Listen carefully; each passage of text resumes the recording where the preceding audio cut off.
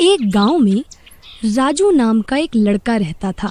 वह निशा नाम की लड़की से बहुत प्यार करता था। वो दोनों अक्सर गांव के बाहर नदी के किनारे एक पीपल के पेड़ के नीचे मिला करते थे।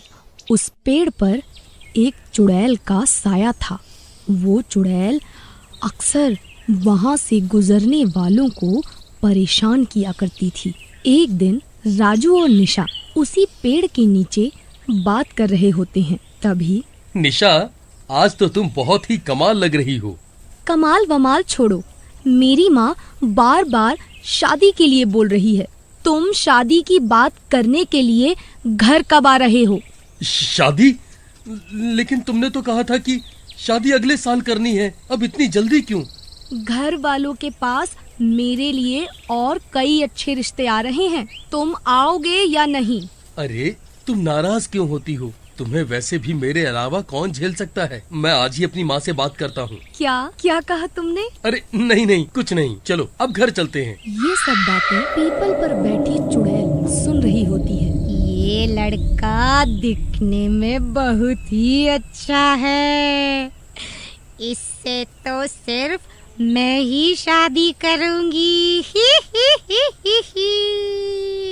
अगर मैं ही इससे शादी कर लूं तो मजा आ जाएगा। वो चुड़ैल उन दोनों का पीछा करने लगती है और निशा के घर पहुंच जाती है। जैसे ही निशा घर पहुंचती है, उसकी माँ उसे गुस्सा करने लगती है। निशा, ये क्या? तू फिर से देर से आई है। कहाँ जाती हो, कहाँ से आती हो, कुछ पता नहीं चलता। शादी करनी है या नहीं? सब रिश्तेदार रोज रोज मुझसे पूछते रहते हैं, मैं क्या जवाब दूं उनको? अरे भगवान, क्यों कोस रही हो मेरी बेटी को? शादी करके भी कौन से झंडे गाड़ने हैं? अजी आप तो चुप ही रहिए। अरे चुप ही तो हूँ, जब से तुमसे शादी हुई है। निशा कमरे में चली जाती है। उनकी सब बातें चुड़ैल घर के बाहर खड़ी होकर सुन रही होती है। अरे वाह, अच्छा ही हुआ ये दोनों आपस में लड़ मर रहे हैं। अब इनकी बेटी को उठा के अपने जंगल ले जाती हूँ और बांध देती हूँ। कल तो मेरा राजा शादी की बात करने आएगा ही। फिर जब निशा सो जाती है तो चुड़ैल उसे उठाकर जंगल में ले जाती है और उसे उसी पेड़ से कैद कर देती है जिसमें वो चुड़ैल रहती थी। अरे नहीं, मुझे यहाँ क्यों कैद कर दिया? कोई बचाओ, मुझे बचाओ।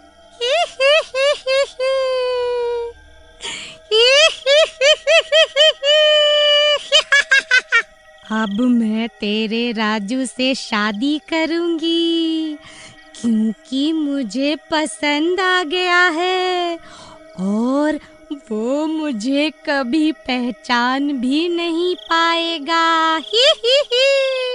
क्योंकि मैं जिसका चाहे रूप ले सकती हूँ। ऐसा कहके चुड़ैल वापस निशा के घर चली जाती है और निशा का रूप ले लेती है। अगले दिन राजू निशा के घर अपने माँ बाप को लेकर आता है। आओ राजू बेटा, बैठो बैठो। अपने माता और पिताजी को भी लाए हो? जी हाँ, ये मेरी माताजी और पिताजी हैं। आइए आइए आइए, बैठिए बैठिए। जैसे कि आप जानते ही हो, राजू और निशा एक दूसरे से शादी करना चाहते हैं। हम भी चाहते हैं कि आप भी इन दोनों की शादी करा दो। जी बहन जी, हमें तो कोई परेशानी नहीं है। आंटी, निशा नहीं है क्या घर में?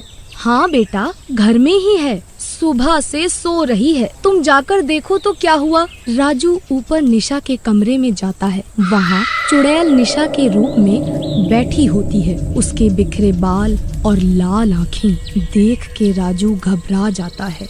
अरे निशा, तुम्हें क्या हुआ? ये बाल क्यों खोल रखे हैं और तुम्हारी आंखें भी लाल लाल सी लग रही हैं। कुछ नहीं, रात में सोई नहीं, इसलिए शायद लग रही होंगी।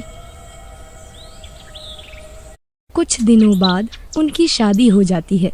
फिर शादी के बाद राजू बहुत ही खुश होता है और रात में अपने कमरे में आता है। वहाँ निशा घूंघट में उसका इंतजार कर रही होती है। अरे डार्लिंग, इतना इंतजार कराया, अब अपना चांद सा मुखड़ा तो दिखा दो। अपने आप ही देख लो। ऐसा कहते ही राजू चुड़ैल का घूंघट उठाता है, लेकिन उसे देखते ही राजू की जान निकल जाती है। वहाँ निशा के रूप में चुड़ैल बैठी होती है। अरे दैया रे, तुम कौन हो और मेरे कमरे में क्या कर रही हो? निशा कहाँ है? मैं तो पीपल वाली चुड़ैल हूँ। और तेरी मेरी शादी हो चुकी है। अब तो मैं तेरे साथ ही रहूंगी। उस निशा को भी मार दूंगी जिसे मैंने जंगल में कैद किया हुआ है।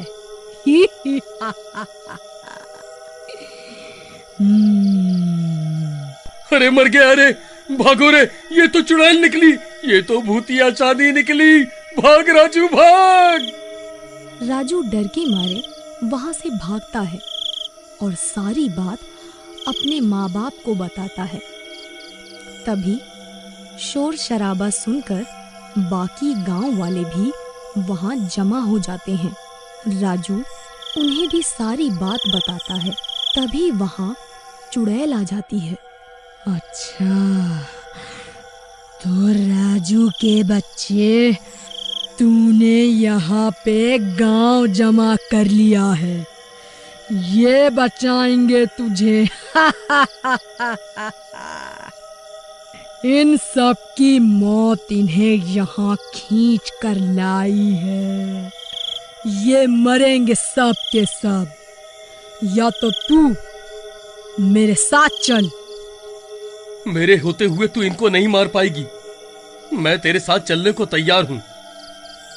अरे अरे कोई बचाओ मेरे राजू को। ये पहले ही सिंगल पसली है रे बाबा।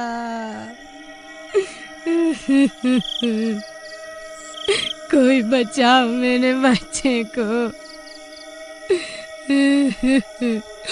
ऊपर से चुड़ैल पीछे पड़ गई। छोड़ दे मेरे बेटे को, छोड़ दे री। तभी चुड़ैल राजू को पकड़ लेती है और उड़ते हुए पीपल के पेड़ की तरफ लेके जाती है, जहां पर उसने निशा को कैद किया होता है। गांव वाले भी चुड़ैल के पीछे पीछे जाते हैं। अरे भगवान, अरे मेरे लाल को कौन बचाएगा? ये चुड़ैल तो जरूर उसको मार डालेगी। तभी एक गांव वाला बोलता है, अरे ऐसा कैसे मार डालेगी? राजू ने हमारी जान बचाने के लिए अपनी जान का खतरा मोल लिया है। हम भी उसकी जान बचाएंगे। अरे भैया, ये सब हीरोगिरी छोड़ो। कोई योजना है तुम्हारे पास? चुड़ैल है वो, गली का गुंडा नहीं। सुना है कि चुड़ैल आग से डरती है, तो क्यों ना उस पेड़ को ही आग लगा दे जिसमें वो चुड़ैल रहती है। चलो भैया, ये भी करके देखते हैं। फिर सभी लोग वहीं इकट्ठे हो जाते हैं जहां चुड़ैल ने निशा और राजू को कैद कर रखा होता है। गांव वालों को देखकर चुड़ैल उनकी तरफ भागती है, जिसे देख गांव वाले काफी डर जाते हैं। अरे दैया रे, ससुरी, ये तो हमारी तरफ आ रही है। ये भाई, आग क्या हमारे मरने के बाद लगाओगे? अरे भाई, माफी, गलती से मिस्टेक हो गया, लगाता हूँ। ऐसा कहकर वो पीपल के पेड़ में आग लगा देता है। पीपल के पेड़ के साथ साथ चुड़ैल भी जलने लग जाती है। अरे तूने ये क्या किया? अरे गांव वाले, तेरा सत्यानाश हो जाए। ये तूने क्या किया? अरे मर गई रे। अरे मर गई। फिर राजू और निशा आजाद हो जाते हैं।